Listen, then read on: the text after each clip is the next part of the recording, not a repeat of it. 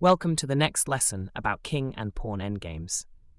Mastering simple games like this will help you convert in winning positions, but more importantly, it teaches you how to think and calculate through any position much better. We will walk through several king and pawn versus king and pawn endgames today. All of these positions, as well as some bonus exercises, are included in the link below for you to practice with. I would recommend attempting a few of them before continuing with the video. If you find these puzzles difficult, you might consider going back to episode 1 and mastering those positions first. Now onto this first position. King and pawn endgames often seem simple, but can actually be extremely complex and nuanced. It is important to be able to see the entire sequence before playing any moves, because one wrong move can lead to you losing a winning position extremely quick. So let's take some time here before we make a move. I will give you the hint that white has only one move, which will lead to victory, so be careful. First, you should always consider just running the pawn. But there is a problem with this idea. Black's king is inside our pawn square. A pawn square is a technique used to determine if a pawn can promote without being caught by the opposing king. Normally, to form the square, draw lines from the pawn's current position to its promotion square, and then horizontally to create a square. However, this is a special case because the pawn is able to move 2 spaces on its first move, so we will draw the square as if the pawn were on h3. If the opposing king is outside this square, the pawn can safely promote. If the king is inside the square or can get inside on his turn, he can potentially catch the pawn before promotion. In this case, the king is inside the pawn square, so he can capture our pawn before it arrives at h8. So now we ask ourselves, is there any possible way to obstruct the king's path to capture our running pawn? And it turns out there is one move that can do just that. The move I'm thinking of is king to c5, which blocks black from going to d4. This, however, raises the concern of us wasting a move with our king, allowing black more time to win the pawn race. So let's go ahead and calculate this line before we commit to the move. King to c5, f, king to e5, f4, and now king to e4 will win the pawn. And we can safely promote. Okay, that's all good so far, but what if black doesn't just let us take his pawn and moves his king in attempt to protect it? To make things a bit easier to visualize, I will now make a couple of moves on the board, but in a game, it would be ideal to calculate this line all the way through before moving. Now, the most complex line for us to refute is the king move we just discussed, and if we calculate like we did in the last position, we will find the exact same problems.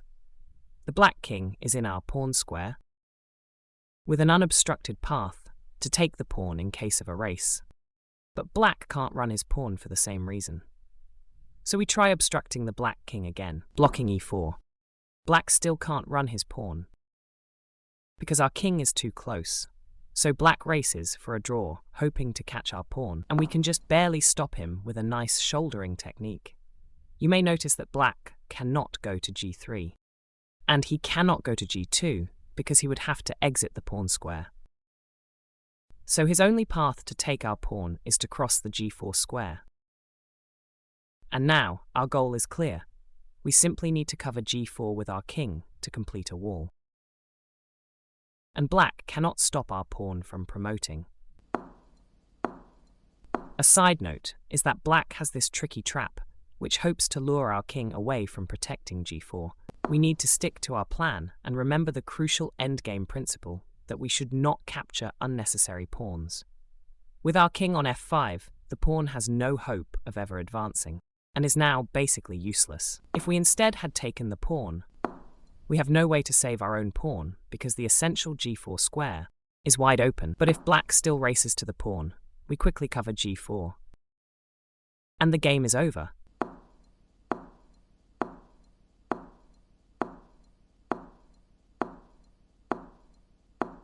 Now before we move on to the next exercise, let's talk about flank pawns.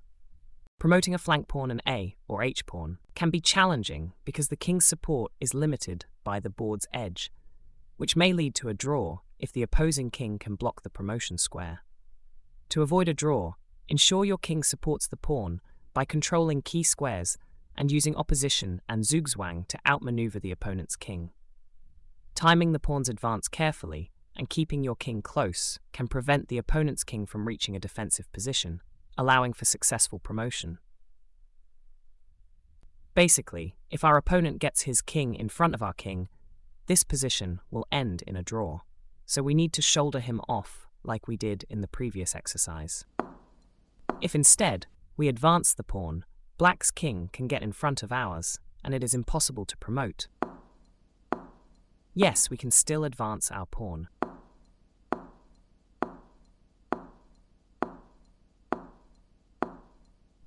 But eventually, the black king gets in the corner and doesn't have very many squares, forcing a stalemate. So we need to make sure that our king blocks black's king from ever getting access to the corner square. We continue to block. Now black has no way to the corner and the pawn advances safely.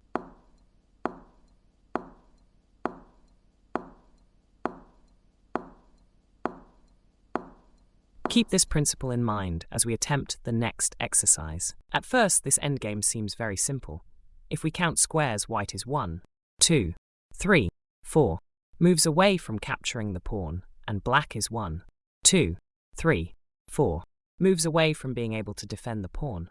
It is our move, so we will get to the pawn first. And from there, it is a simple knight-pawn promotion.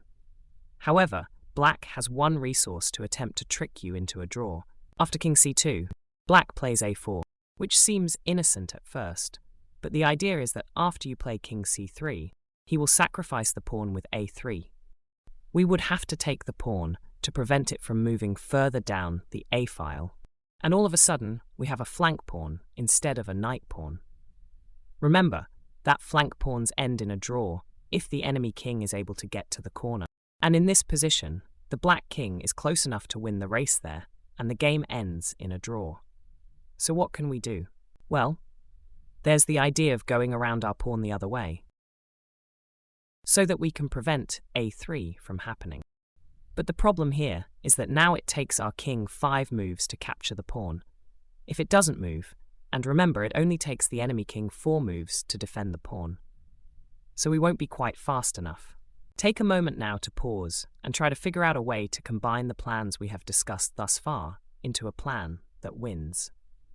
There is only one move that works. First, we have to play king to c2. The purpose of playing this move first is to force black to play a4, which puts the pawn now 1, 2, 3, 4 moves away. And we will win the race if black decides to try to defend the pawn with his king. If he doesn't play a4, we simply win the race to the pawn. And this is a similar position to the ones discussed in episode 1, if you are unsure how to win this. Now we implement our idea of going behind the pawn so that we can respond to a3 appropriately. But let's play through this line first so you can see why it doesn't work. Here, black can play a3. If we take the pawn, black's king will beat us to the corner and force the draw. If we don't take the pawn, we are forced to chase down black's pawn because our king is so far away, which allows the black king time to prevent us from getting in front of our last pawn.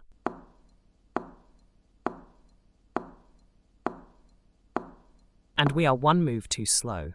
This position is a draw, and black plays a3 anyway, trying to trick us into a draw. Here, once again, we face a position with only one move that wins. Good job if you played the move a3. This move allows us time to capture black's pawn and get in front of our pawn before black can block us off. b4 fails because it places our pawn 1 square too high, and now black can block us from getting our king in front of our pawn.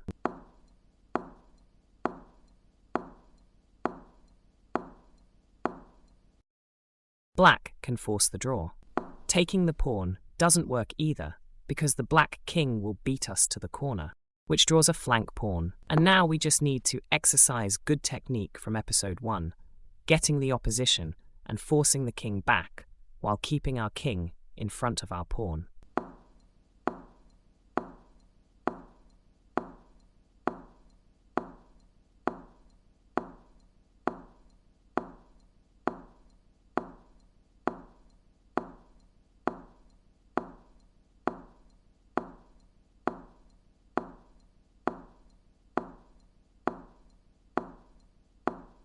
Okay, that was a tricky one. Let's look at a new puzzle. This puzzle again shows the importance of being able to look several moves ahead in the endgame and evaluate a future position accurately. This puzzle is both tricky and simple. It's simple because we know that we cannot let the black king over to intercept our pawn. Otherwise, the game will end in a draw. So we really only need to calculate one line deeply to determine if it is winning for us. The idea of king to f7 blocks the black king from intercepting, but it also releases black's pawn to begin running. We need to be careful and evaluate this line fully before playing the move. We play king to f7. Black's pawn will start running, racing our pawn. It takes 5 moves to promote. Our pawn will run as well, taking 5 moves to promote. So black promotes, then we promote immediately after. However, notice this move comes with check, forcing the black king to h7. This is the position we need to evaluate. Visualizing this position, do you see any winning possibilities? If not, we'll move the pieces ahead to make things easier.